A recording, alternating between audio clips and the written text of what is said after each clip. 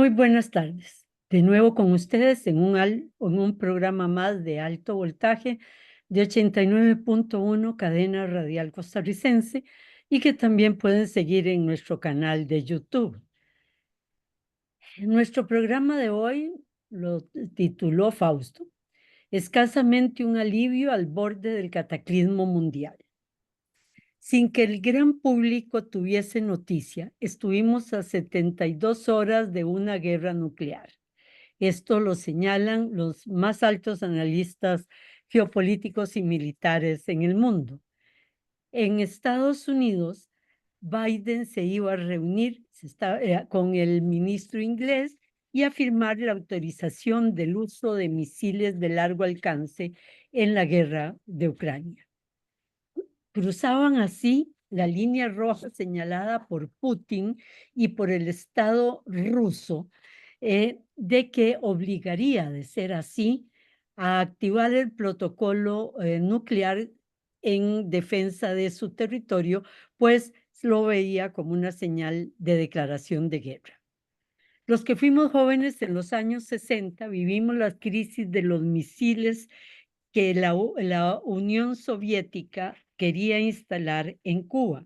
Kennedy, presidente de los Estados Unidos, movilizó su ejército entero, previno a su población y señaló a Khrushchev que si esos misiles llegaban a Cuba y eran instalados, se declararía la Tercera Guerra Mundial. Fueron horas de angustia, de miedo, que quedaron grabadas para siempre en nuestras mentes, en nuestra memoria. Al igual que los Estados Unidos en los años 60, la Rusia de hoy ve el uso de los misiles por parte de Estados Unidos y la OTAN como una declaración de guerra. Putin y el presidente de la Duma dijeron que de ser así, activarían el protocolo nuclear ruso. Los ingleses, los Blinken, los Sullivan, alardean de que los rusos solo están blofeando y o sea, están amenazando con la espada envainada y que no lo van a hacer. Y así Ursula von der Mayer pide a toda la OTAN que entregue su armamento entero a Ucrania. Stoltenberg, general de la OTAN hasta hace unos pocos días, dice que hay que acumular las armas de mayor fuerza en Ucrania y contra Rusia. Y el comandante de las fuerzas estratégicas de Estados Unidos señala públicamente que su salida preferida al conflicto de Ucrania es un ataque nuclear preventivo a Rusia. Se incrementa el conflicto, además, en Medio Oriente, y Israel ataca al Líbano con la esperanza de que Irán entre en el conflicto y la guerra. La mesa está servida para derrotar y desmembrar a Rusia, derrotar y debilitar a Irán, sin ver que Irán rumea paciencia en este momento y que Ucrania es la Cuba de Rusia. Escenario terrible, pero vamos a los antecedentes, a los cómo, los por qué, las dimensiones y las dinámicas que mueven esto de la mano de nuestro analista Fausto Amador Arrieta.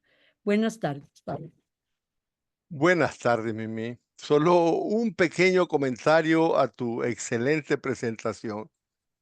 Los misiles rusos no es que los iban a instalar, estaban Instalados en instalados. Alemania, sí. No. En Cuba, estaban instalados en Cuba. Ya. Y además de eso, no estaban solo instalados, sino que estaban ya preparados para ser disparados. Esto se supo bastante después, pero bueno. Este programa lo consagraremos a reflexionar al borde del abismo y a preguntarnos si ya pasó el peligro o si seguimos debiendo la mínima sensatez que nos permitiría alejarnos del barranco.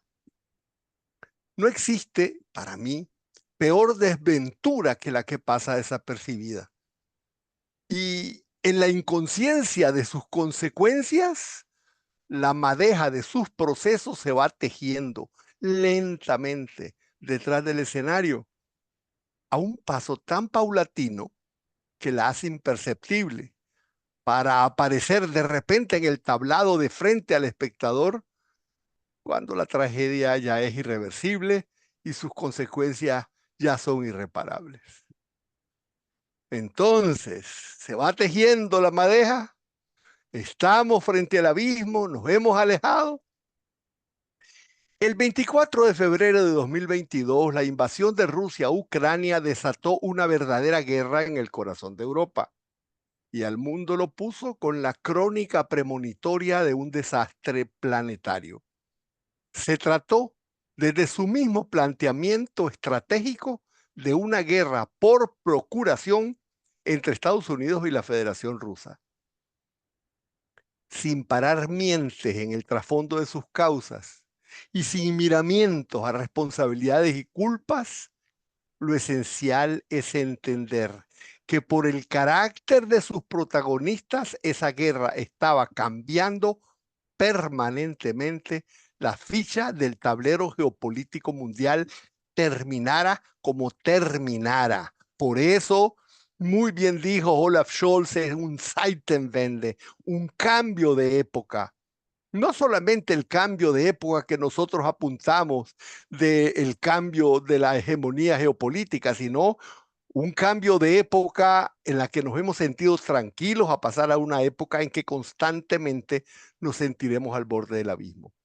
Que sea por interpósito protagonista, en este caso Ucrania, eso no quita que es un enfrentamiento bélico entre Estados Unidos y Rusia, dos potencias nucleares con capacidad de destrucción total de la civilización humana. Y por eso mismo, esta guerra lleva en su seno, en gestación, una de esas desventuras que a lo mejor pasan desapercibidas, pero va llevando procesos imperceptibles que amenazan culminar en tragedias irreparables. En este caso, una guerra mundial. Y esta vez sí sería la última guerra, porque la civilización humana no volvería a tener posibilidad de cometer otro desacato, desatino semejante. Desde el inicio se sabía que en la guerra de Ucrania existía el peligro de una confrontación directa entre Estados Unidos y Rusia y que esa confrontación podía desembocar en una guerra nuclear. Pero igual que antes de la Primera Guerra Mundial, y creo que nosotros aquí lo señalamos, a pesar de conocer el potencial dramático de sus dinámicas y los peligros conexos que acechaban con ella, se siguió caminando como sonámbulo al encuentro con ese destino inenarrable que se coronó en 2014 con la cifra espeluznante de 60 millones de muertos, la mayor de parte de ellos civiles. Esta vez la humanidad volvió a emprender el camino de sonámbulos. Y ahí vamos. Esta vez nos acerca un drama que ya no podrá ser escrito en el libreto de la historia, porque no habrá más historia. Einstein decía que él pensaba que existían solo dos cosas infinitas. Primero, el universo. Y segundo, la estupidez humana. Pero decía que del primero no estaba totalmente seguro. Creo que recordás eso. Para los Estados Unidos, con la programada adhesión de Ucrania en la OTAN, culminaría el cerco de Rusia por toda su frontera. Eso es para Estados Unidos. Para Rusia se trataba de permitir o no permitir ser rodeada por una alianza militar hostil con potencia nuclear a 200 kilómetros de Moscú y de San Petersburgo. Para los Estados Unidos era la culminación, el coronamiento de su política de debilitar y hacer vulnerable a Rusia. Para Rusia era la coyuntura de enfrentar una amenaza considerada existencial. Era el momento que desde hacía muchísimos años Putin había advertido que no toleraría y contra el cual se había estado preparando desde 2014, sino desde antes, desde 2007. Ese proceso había realmente comenzado mucho antes. Y claramente, si los Estados Unidos no cesaban en sus intentos de incluir a Ucrania dentro de la OTAN, se sabía que culminaría eso en una guerra. Y en esto no había diferencia ni en Rusia ni en Estados Unidos, ni entre los halcones ni entre las palomas. Tanto Estados Unidos como la misma Federación Rusa habían calificado la adhesión de Ucrania a la OTAN como el punto culminante de un programa detalladamente preconcebido de cercar a Rusia. Analistas rusos, analistas norteamericanos, así lo habían calificado. Halcones de Washington y palomas de Washington, sensatas y prudentes, se opusieron hasta el último momento en Estados Unidos y los halcones hasta el último momento lo empujaron. En Desmembrar, Rusia, incluso claro, escrito en papeles oficiales, hay que desmembrar a Rusia. claro, y provocar una de esas revoluciones de colores, crear inestabilidad política, inventarse opositores. Bueno, Hay algo también, importante, Fausto, antes de que continúes. Rusia tiene 12 países de frontera y tiene miles de kilómetros cuadrados de frontera. Es vulnerable y ha sido atacada miles de veces y también atacado. Estados Unidos tiene 2 mares y solo 2 países en sus fronteras. La visión de seguridad es totalmente diferente en ambos pueblos. pero hay una cosa adicional, Mimi. El punto es que Ucrania, aparte a todos los que la puedan rodear, Ucrania es la salida, la única salida que tiene Rusia al Mar Negro, el único acceso que tiene Rusia al Mediterráneo, y cerrada esa salida, Rusia se queda como un país asiático, viendo hacia atrás. Y entonces la totalidad del establishment de poder ruso, incluso la oposición, el propio Navalny, estaba totalmente claro que estaban en proceso de ver una amenaza existencial. Esas eran las premisas.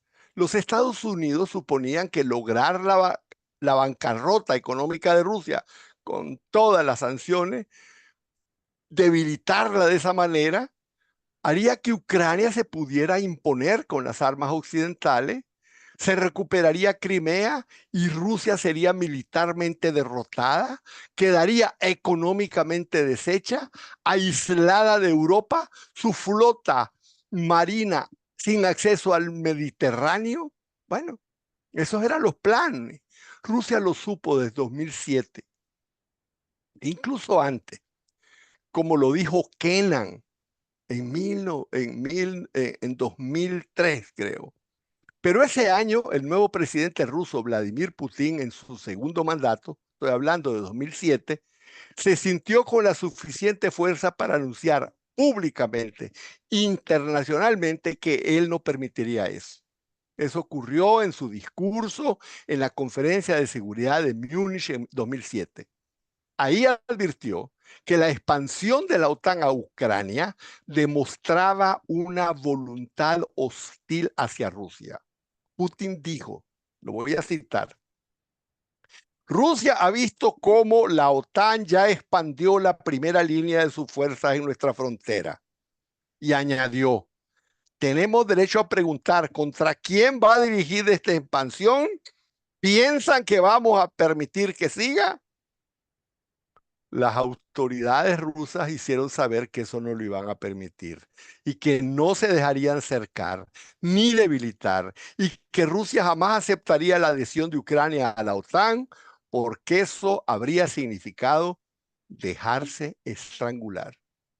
Y además, Rusia durante todo ese periodo trató de mostrar que quería ser parte de Europa, ser parte de la OTAN y no convertirse en un peligro, sino un aliado para Europa. Y no ser un país asiático, Mimi. No Y no quería ser, ser asiático, no, quería ser quería europeo. ser europeo. Bueno, en 2014 los Estados Unidos promovieron un golpe de Estado en Ucrania y la CIA desplegó 14 bases de espionaje alrededor de los oblasts de Donetsk y Lugansk, las provincias de habla rusa de Donbass. El New York Times lo publicó a comienzos de este año.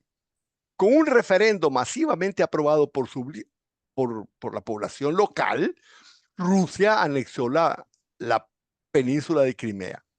Y en esos momentos comenzó una guerra civil. Ese mismo año, el gobierno de Kiev, entrenado, armado hasta los dientes por los Estados Unidos y reforzado como nunca nos dejará Mimi olvidar por miles de mercenarios supremacistas blancos, inició un cerco militar contra Lugansk y Donetsk. Y comenzó una guerra civil que dio 14.000 muertos. Y a finales de 2021 estaban a punto de dar el golpe final. En diciembre estaba la Rapusticia, que impide el movimiento de tropas. Pero esas provincias, sabiéndose terriblemente amenazadas, proclamaron unilateralmente su independencia y pidieron el reconocimiento y ayuda de Rusia. En 2014, Putin pensaba que se podía resolver eso pacíficamente. Convencido por Angela Merkel y Nicolás Sarkozy de que Francia y Alemania garantizarían un acuerdo de paz, Putin firmó no uno, sino dos acuerdos de paz, en 2015 y 2016 en Minsk, Bielorrusia, entre las provincias rebeldes y el gobierno de Kiev. Putin no tenía ninguna razón para desconfiar de Angela Merkel. Rusia estaba profundamente vinculada a Alemania. Le aprovisionaba gas barato. Y eso hacía que la producción industrial alemana fuera la más competitiva de Occidente. ¿Por qué le iba a mentir Merkel? Pero ahora se sabe que le mintió. La misma Y, Merkel lo, lo dijo. y Merkel y Sarkozy lo dicen, lo han dicho varias veces sin ninguna vergüenza. Dicen que se estaba programando la toma militar del Donbass y que esos acuerdos eran para darle tiempo al ejército de Kiev de entrenarse y armarse para tomar el Donbass y recuperar Crimea. Bueno, en noviembre y diciembre de 2021 se agolpearon tropas de Kiev listas para dar un asalto final. Vasily Nevencia, embajador de Rusia en las Naciones Unidas, denunció en el Consejo de Seguridad que se estaba acumulando tropas militares del gobierno de Kiev en el Donbass. Lo advirtió. Las regiones prorrusas se declararon independientes y pidieron ayuda. Ya lo dijimos. Y ahí fue cuando Rusia movilizó 150.000 soldados y pidió a los Estados Unidos que llegaran a un acuerdo, que evitaran la guerra. Aún no había guerra. Solo se pedía el respeto a lo que ya se había aprobado y firmado en Minsk. Nada más. Neutralidad de Ucrania, respeto a la autonomía de los territorios de habla rusa. Que la OTAN declarara que no se iba a expandir a Ucrania. Desde diciembre de 2021 hasta febrero de 2022, 2 meses enteros estuvo Rusia intentando en el Consejo de Seguridad, con cartas, con declaraciones públicas, etcétera, intentando llegar a un acuerdo. Eso lo sabemos porque Jens Stoltenberg este año, el secretario general de la OTAN, relató en una sesión pública de la OTAN que ellos sabían que podían detener la guerra. Nosotros podíamos detener la guerra, dijo. Simplemente teníamos que aceptar que la OTAN no se expandiera. Y añadió, pero no teníamos la intención de hacer eso porque necesitábamos debilitar el peligro ruso. ¿Ok? Entonces la guerra estalló. El peligro señalado por quién, porque para Europa, Rusia no era una amenaza. Para los países más importantes, sobre todo para Alemania, era un aliado vital para el desarrollo. Pero en las políticas estratégicas de Estados Unidos, que Europa, Euroasia existiera, estaba señalado como el mayor peligro geopolítico de los Estados Unidos, ¿verdad? Allí, Bueno, Europa, lo hemos dicho miles de veces, Fausto cayó en una trampa innecesaria para Europa.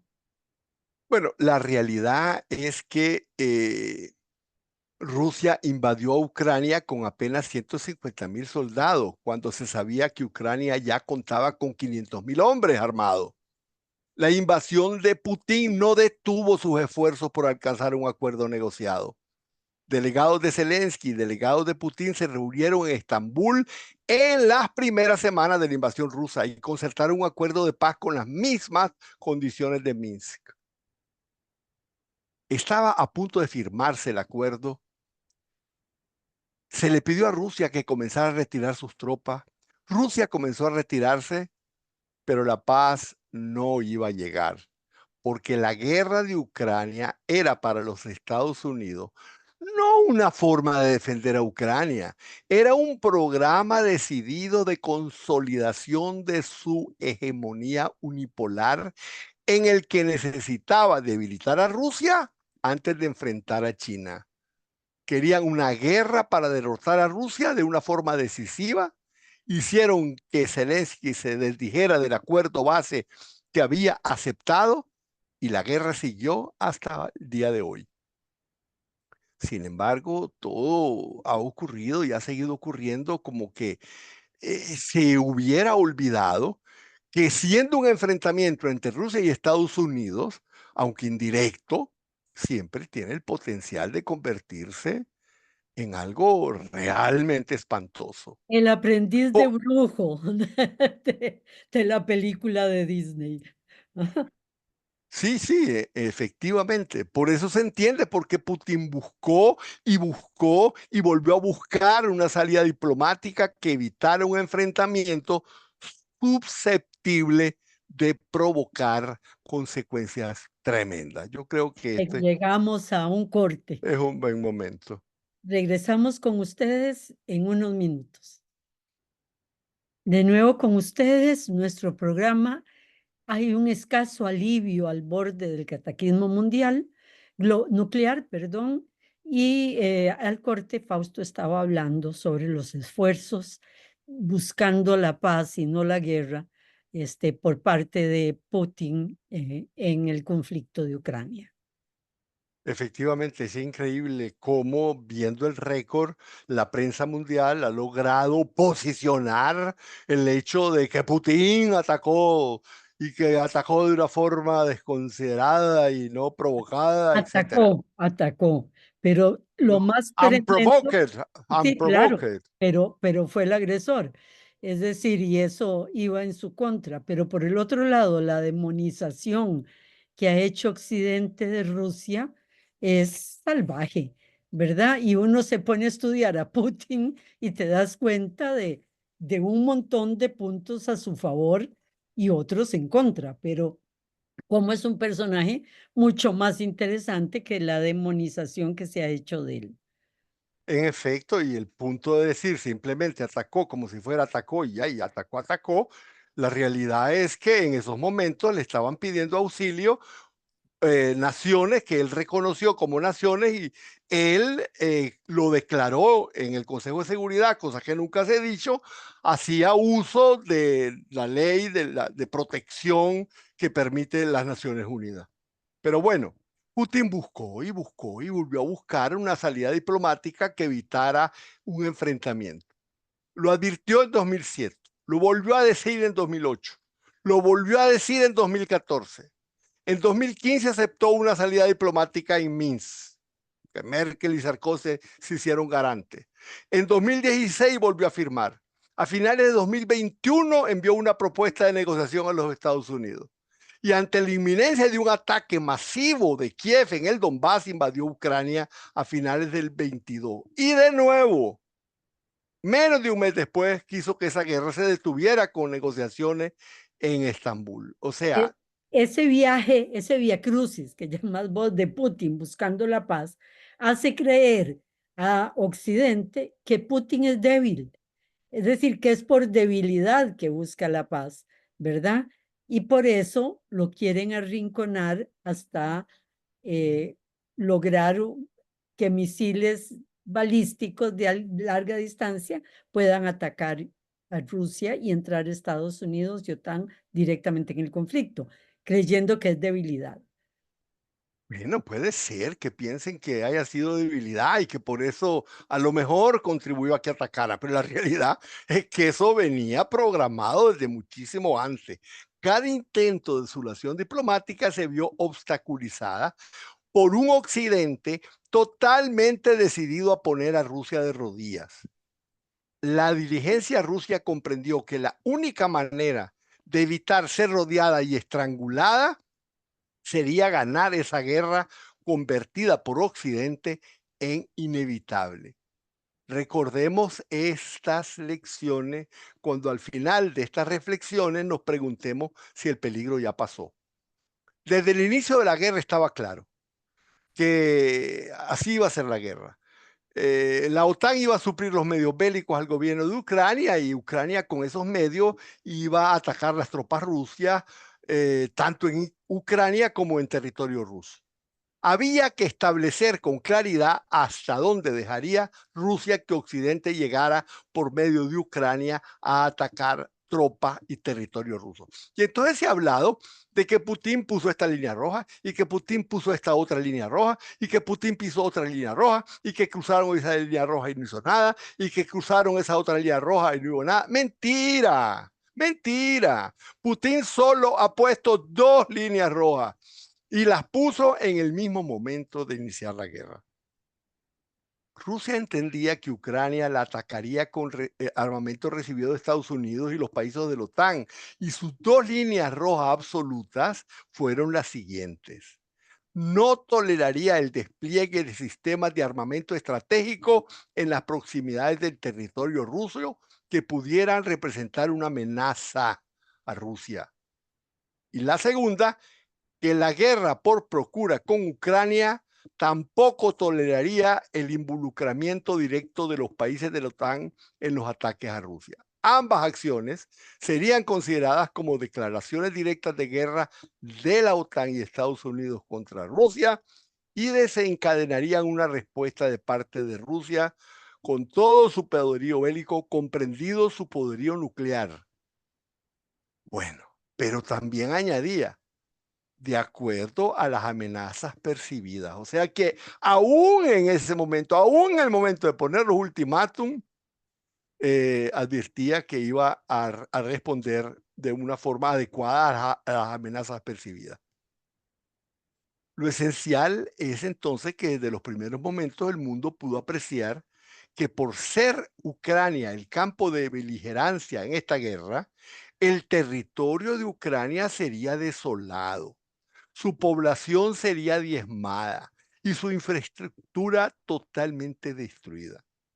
Pero mientras los Estados Unidos y la OTAN se limitaran a alimentar esta guerra supliendo armas y equipamiento, mientras la OTAN se limitara a que el enfrentamiento fuera un enfrentamiento indirecto, Rusia se encargaría de derrotar a Ucrania por medios bélicos convencionales circunscritos al territorio ucraniano. Pero no permitiría que los miembros de la OTAN o Estados Unidos participaran de forma directa en agresiones bélicas contra tropas y territorio ruso. Y aquí llega el extremo increíble de la hipocresía occidental. Se alega que la OTAN se expandería a Ucrania y lo hacía para defenderla y protegerla.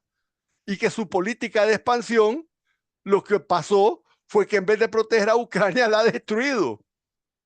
Ursula von der Leyen dijo la semana pasada que ya está destruido el 50% de toda la infraestructura eléctrica de Ucrania. Bueno, Y se estamos acerca llegando el al... invierno. Eso te iba a decir, estamos llegando al tercer invierno. Es de toda evidencia que esta guerra se ha mantenido solamente porque Occidente la ha venido alimentando.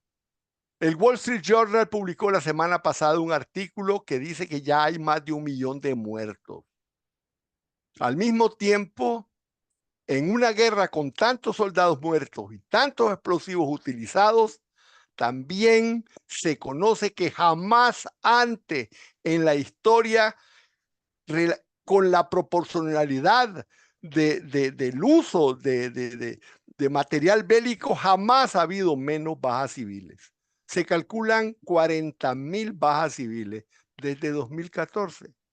Si le quitas las 14,000 que hubo en 2014, nosotros tenemos acá que apenas ha habido 26,000 bajas civiles en todo lo que va de la guerra de Ucrania. Y lo más importante, la mayoría de esos muertos ha sido bajo fuego ucraniano.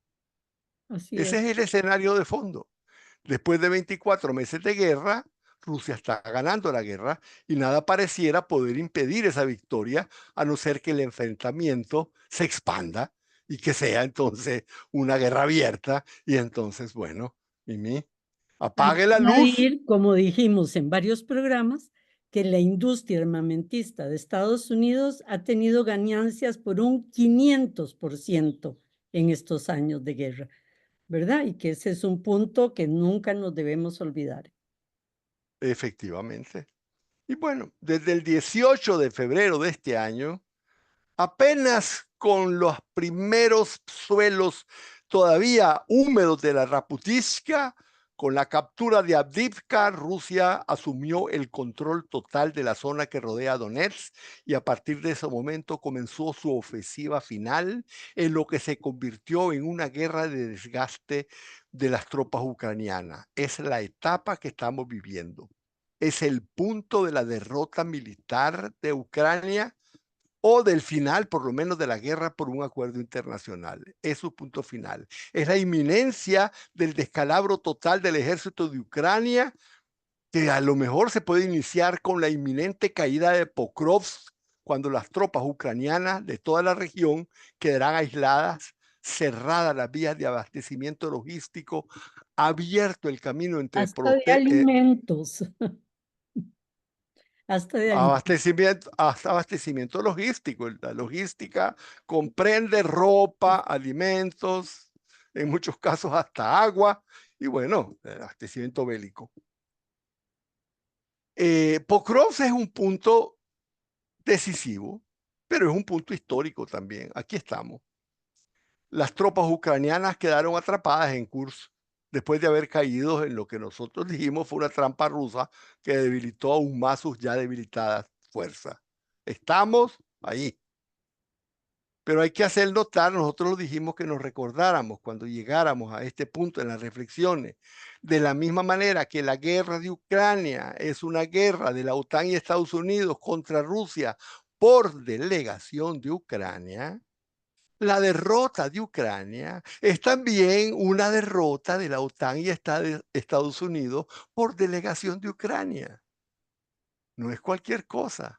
Estamos hablando de la derrota más importante de la estrategia geopolítica de Estados Unidos para sostener su hegemonía unipolar. Es algo trascendental, no es Afganistán.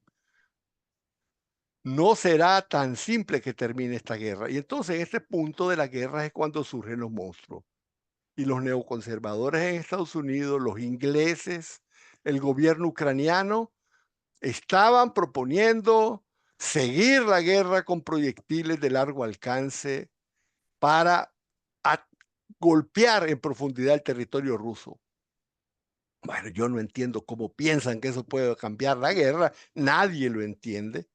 Pero bueno, aquí aparecieron las serias, formales y perentorias advertencias de Rusia por todos los medios. No pueden decir que no lo han sabido. Es el momento actual, solo paragonable, como vos dijiste bien, a la crisis de los misiles de 1962 en Cuba. Mirá qué interesante, Mimi, apenas con un mes de diferencia, casi exactamente un mes de diferencia. Ahora es en septiembre, entonces fue en octubre.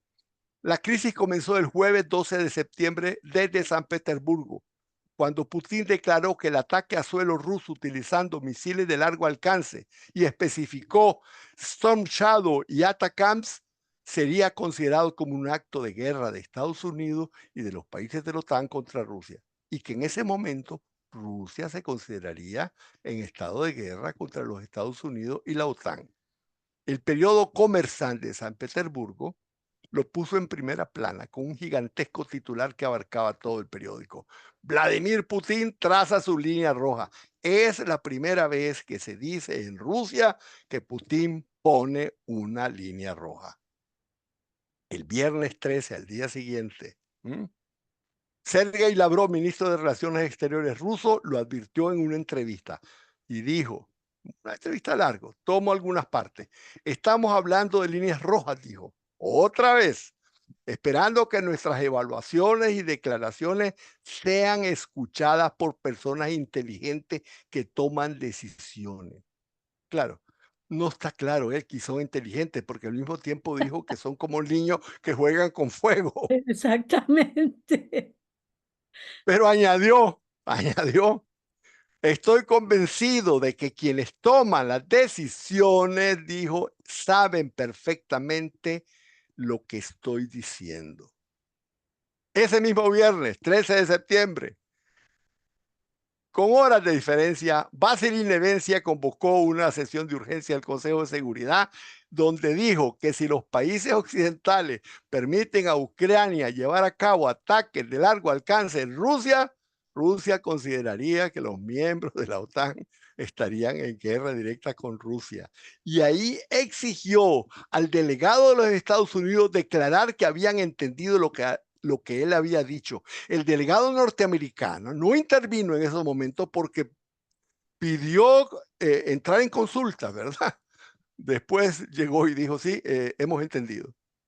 El Pero mismo viernes así, 13, sí, sí, Mimi. pero aún así siguieron adelante con los preparativos. No, estamos el viernes. No, Hasta el viernes. Ok. estoy el viernes, no.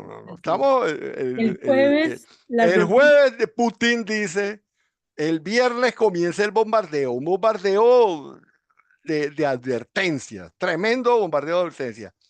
El 13 fue Vasily Nevencia, después Lavrov, y ese mismo día Anatoly Antonov, embajador de Rusia en Estados Unidos, rompió el protocolo y advirtió públicamente en Washington que de estallar una guerra nuclear Estados Unidos no quedaría por fuera. Lo dijo públicamente, fuera de todo protocolo. Estamos seguros que también lo dijo a quien correspondía. Todos esos anuncios fueron públicos, acompañados de advertencias que no han sido tan públicas. Personal altamente situado en las estructuras de defensa y seguridad de Rusia se reunieron con sus homólogos norteamericanos. En cada caso se demandó con claridad que la falta de una declaración de parte de los responsables de Estados Unidos de que habían entendido el mensaje, eso sería considerado como suficiente razón para elevar el grado de alerta de defensa estratégica a Rusia. No fue necesario. Perdón, Todo, en la reunión que iba a ir a ver ese día, el día jueves, entre no, Biden y Sturmer, Stemmer, Sturmer. el primer Ahora ministro vamos. inglés. Está, Ok. Sturmer está de viaje. Va en el avión a Estados Sturmer, Unidos a firmar ok. el uso de los misiles contra Rusia. Bueno, todos los analistas geopolíticos, todos, John Steinmeier, etcétera, etcétera, todos los analistas geopolíticos de alto nivel no mencionan fuentes, pero notifican que la dirección estratégica de Estados Unidos entendió el mensaje. Dijo a Rusia que lo había entendido y dio un paso atrás en las amenazas. El sábado 14 de septiembre hubo reuniones entre altas autoridades del Pentágono, entre personal de enlace para prevención de guerra nuclear entre Rusia y Estados Unidos, y en cada reunión se reafirmó lo mismo. Los Estados Unidos dijeron oficialmente haber entendido el mensaje. Las reuniones fueron secretas, pero los rusos se encargaron de que llegaran de alguna forma a la prensa.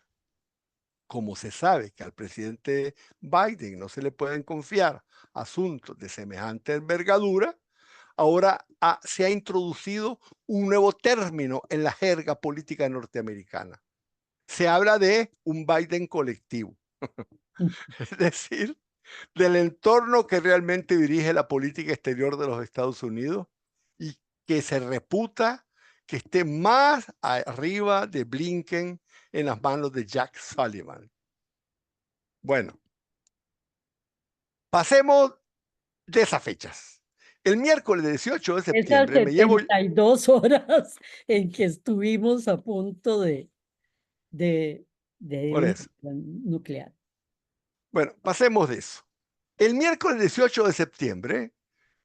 me encuentro yo en una reunión de Zoom con cercanos seguidores del canal de Calorín Galácteros, y ahí Galácteros nos explica todo esto que te acabo de decir, que altos personeros de los cuerpos de inteligencia Rusia bajaron a Washington con la lista de los blancos, eso lo añade Catherine Galácteros, ¿Y quién que es viajaron. Catherine Galácteros? Sí, Catherine Galácteros la hemos mencionado en muchas ocasiones, es una coronel del ejército francés, especialista en geopolítica y Doctora. catedrática de la Academia de Altos Estudios Militares de Francia. O sea, es un personajazo. Es el John Steinheimer de Francia o de Europa. Ahí nos explicó que altos personeros del cuerpo de inteligencia Rusia bajaron a Washington con la lista de blancos que serían atacados en caso de declaración de guerra, y ahí pusieron Washington, Londres, Bruselas, Berlín, París, Estrasburgo. Y voy a ver por qué va a ser importante eso. La Van También der explicó, Leyen ya los tiene hartos. También explicó Catherine, ahí en esa nos explicó, nos contó que el mismo mensaje había sido transmitido a los enlaces permanentes del Pentágono con el Estado Mayor del Ejército ruso. Se dijo, además, ahí nos dice, que el ataque de los hutíes desde Yemen a Israel con un proyectil hipersónico ruso a 2.000 kilómetros de distancias fue Que no fue notificado. detectado. Ok, No, perdón. primero fue advertido Mm. como demostración de que ninguna fuerza aérea, ni domo, ni sistema patrio puede detenerlo, ni siquiera esperándolo. La velocidad de los más modernos Kinsal rusos, así se llaman los proyectiles ultrasónicos, que viajan a 20.000 kilómetros por hora, mira, son 4 veces más veloces que la capacidad de interceptación de los sistemas patrios de los Estados Unidos. Y entonces ese proyectil viajó, atravesó los 2.000 kilómetros y cayó en un campo, en un patio. O sea, no le hizo efecto a nadie. Se trataba de demostrar que los Estados Unidos no podían ni siquiera considerar que iban a impedir que una sola de las bombas rusas cayera. Y ahora sí, mientras esto ocurría, Keir Starmer, el primer ministro británico, atravesaba el Atlántico para que fueran aprobados por Biden su lista de blancos en Rusia. Se le advirtió desde el vuelo que no sería aprobada su lista de blancos en Rusia. Entonces, ¿qué hacía? Si lo único que iba a hacer era eso. Bueno, no podía perder la cara y mantuvo la visita con Biden, pero como ya se sabía, la prensa estaba esperando y esperando, y cuando salió el vocero de la prensa, lo único que dijo es, no hay ningún cambio en el uso, en la política usual de los Estados Unidos. No dijeron mucho más. A esta altura, a quienes escuchábamos sorprendidos a Catherine Galácteros, dijeron que tanto el Pentágono como la CIA como el Consejo de Seguridad se exigió que dieran cuenta oficialmente de haber entendido el mensaje de Rusia. Y dicen que, bueno, en todas partes dijeron, lo entendimos. Byrne, Públicamente jefe lo de la CIA, dijo. fue contactado en Qatar. Galacteros explicó que los rusos dijeron que tenían intactos en su poder proyectiles de Storm Shadow y ATCM, y que habían realizado ingeniería inversa y que sabían perfectamente que para cada lanzamiento se necesitaba un codo militar que solo se puede activar desde Estados Unidos, ni siquiera en Europa, que los códigos los cambian constantemente, de forma que solo si los Estados Unidos directamente, personalmente los activa, pueden ser lanzados contra Rusia. Así que cada lanzamiento de estos misiles, es obvio, será considerado un lanzamiento norteamericano contra Rusia. Hay que Bueno, decir que tanto el hasta aquí. Pentágono como la CIA estaban más de acuerdo en no entrar en la guerra directamente, que era más el Departamento de Estado con los Sullivan a la cabeza quienes pedían este ataque sobre Rusia. Bueno, hasta acá llegamos. Tenemos Así es. todavía Esta pendiente. noche Esta noche podemos dormir tranquilos, pero bueno, el peligro no ha terminado. Muchas gracias a todos ustedes y nos vemos el próximo miércoles. Buenas tardes. Buenas tardes, Mimi.